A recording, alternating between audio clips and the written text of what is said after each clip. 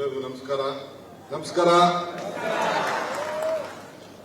ಮಲಗಿಲ್ ಬಿಟ್ರೇನೋ ಅಂತ ನೋಡ್ತಾ ಇದ್ದೀನಿ.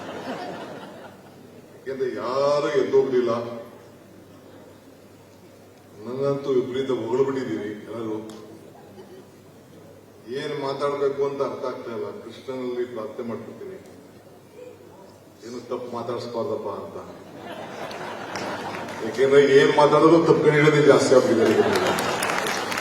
ಬಹಳ ಸುಲಭವಾದ ಕೆಲಸ. ಸೊ ಅದಕ್ಕೆ ಟೈಮು ಎಷ್ಟು ಕೊಡ್ತೀರಾ ಬುದ್ಧಿ? ಅಲ್ಲದ್ರೆ 3 ನಿಮಿಷ ಅಂತಿತ್ತು ಅದಕ್ಕೆ. ಸೊ ಈ ಒಂದು ಪವಿತ್ರವಾದಂತ ಕೃಷ್ಣ ಮಠದ ಈ ಕ್ಷೇತ್ರದಲ್ಲಿ ವೇದಿಕೆಯಿರುವಂತ ವಿಶ್ವಪ್ರಿಯ ತೀರ್ಥ ಶ್ರೀಗಳ ಪಾದಗಳಿಗೆ ನನ್ನ ಸಾಷ್ಟಾಂಗ ನಮಸ್ಕಾರ ಸಲ್ಲಿಸಿ